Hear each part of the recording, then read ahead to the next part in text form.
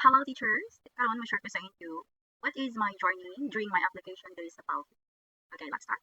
Way back 2024, during my second trimester for my second baby.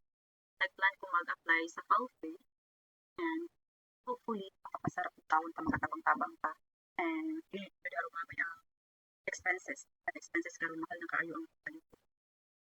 I think I need to work to provide our expenses sa house.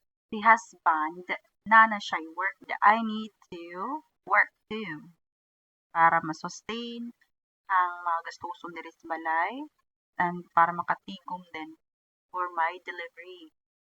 So, sa maumod na mahal jud kaayo ang mga anak. So, ang mga nagplano diha mga pamilya, mag-isip-isip na jud.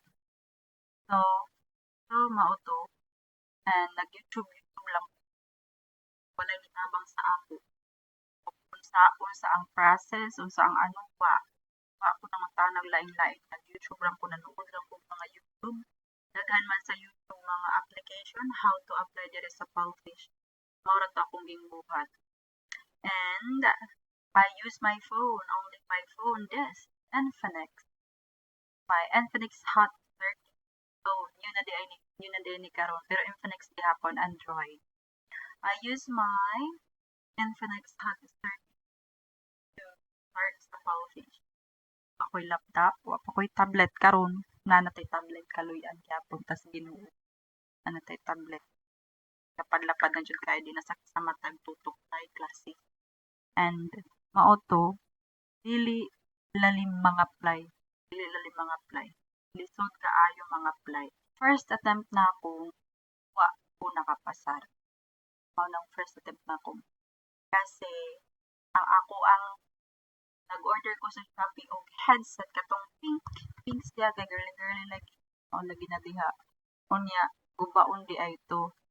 Pag demo na ako is field siya pagkaugma nag-response dayon I receive a message sa akong demo because of background noise. So, kung nagplano mga apply, dapat make sure jud na wa joy banha maduggan sa inyong demo. Mao jud na importante. And I try again. I try to apply. Naghuwam ko. Nagpahuwam day sa ako. Then, nagpahuwam sa ako og headphone. I re-attempt again to apply. Use another number. And, already hapon na cellphone akong gigamit. And, nakapasara jud tawon ta. Nakapasar ko. During my demo, nagalag pa ang app. Abi na ako, di na to mabalik. Tiking na sinapilit na jud siya. Kunya, I click line, naman to siya line 1, line 2. Gi-click na ko ang line para ma-refresh ang and na-refresh jud tawon siya and smooth na jud ang dagat sa ako ang demo. And then pagkaugma mga 4 PM nag-receive kog message. Nakapasar jud tawon ta. Nakapasar ko sa ako ang demo and moto di pa jud kaayo di ato time. Nakapasar ko. And moto ni-proceed ko sa quiz, bootcamp, postcamp, and then ningato ko sa PF1 and PF2 and natagaan na jud ko. Hopefully ato mga time daghan jud tayo kog student. Di ko pare sa ubang teacher nga rant sa GC na may mga GC dito. Sige rant na may bookings only 1, 2 lang sila per day. And then ang uban every week 2 students na. Ako di daghan jud ko student dayon. Then wa ako naglisod sa bookings and fast forward again nag-aara ko og problem because buntis ko atong time and I have emergency delivery. So na emergency ko, I cancel all my classes that day. Gabi ko nag-labor mga 8 p.m. Nag-cancel ko sa akong mga classes but pagka tomorrow 8 p.m. ko nag-labor and gabi 12 a.m. igawas na ang akong first baby. 12 a.m. siya igawas. Pagkaugma ni-open ko sa akong mga 9 a.m. siguro to ni-open ko sa Palfish app na ko. And 10, i-release lang nirang ako ang sahod. Wa na. Tanggal ako ni Palfish. Gi-block ni admin ang ako ang mga messages and slots. Ako maka-office sa ako ang slots. And wala ko'y booking, wala ko'y student. And ako maka-message sa lain-laing mga GC only my admin. Nagsigig og hangyo. Ana nataboy, ana nagsigig og hangyo kay balik lang akong account and then what jud. I am under di na lang ko magsulti og kinsa to ako ang admin. For the privacy na lang po nila. And mao to kay that is the rule of Palpage. And also I have 11 book class atong a day. Imagine pagkagabi nag-cancel ko sa akong mga classes, mga 8 classes akong ni-cancel. Then pagka tomorrow, pag open na ako na ako'y 11 book class. Kasama na ako klase ng anak ko sa hospital life. So, paano, di ko pa klase i-kick out ko ni Palpish. So, mautong comments na ako diri sa Palpish. Ako paayo. Ako nagpadara dahil kay mag-bukang kaliana. Tabawal tag-anak. Tao na lang ta. Saan na nga itong newborn di ato. Kunya, gidawat lang na ako ang tanan. Naglailurag sa ako sa Palpish. I mentally, emotionally prepared myself before I reapply again. And then, nag-apply na po.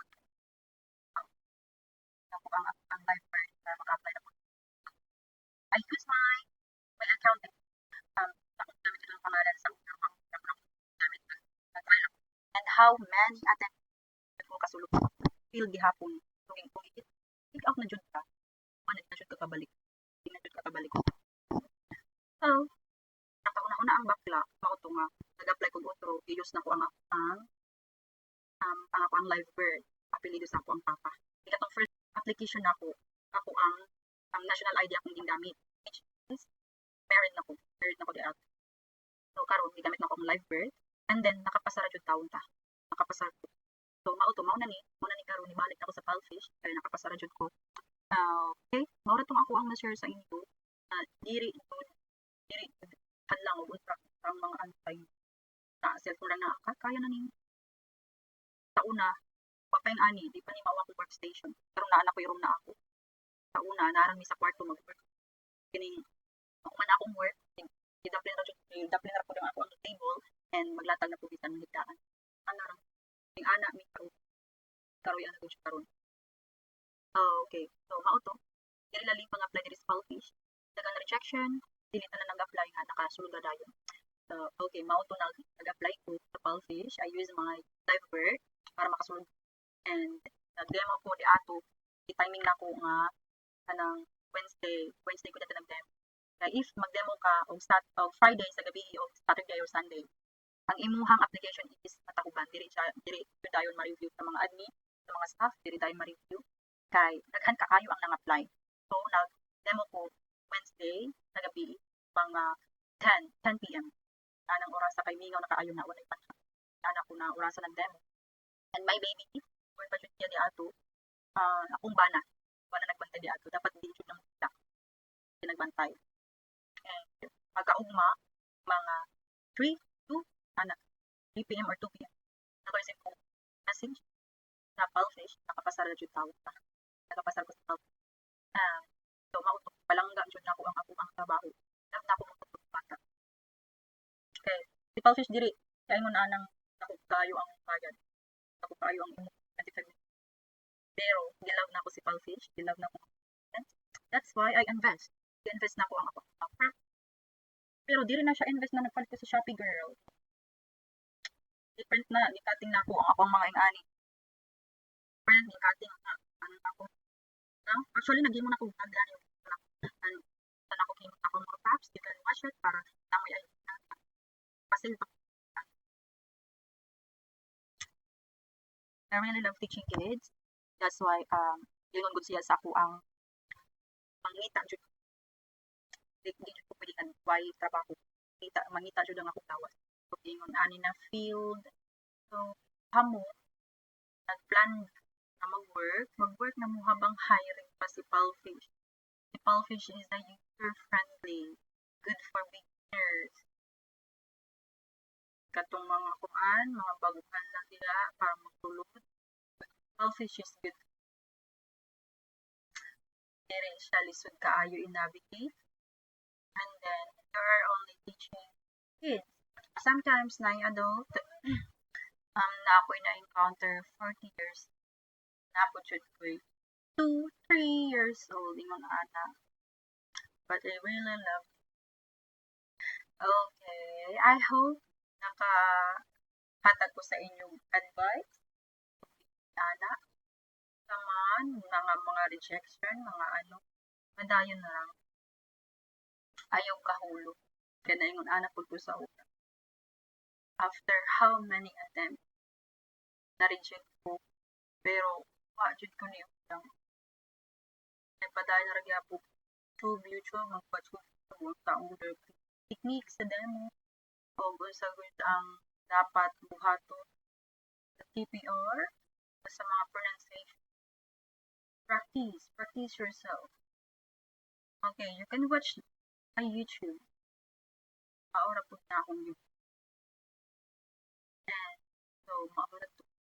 I hope nakatag kong advice those teachers na planong apply na nawadan na o pag-asa. So, habang buhay may pag-asa. Okay, and so maura to. Bye. Thank you and follow for more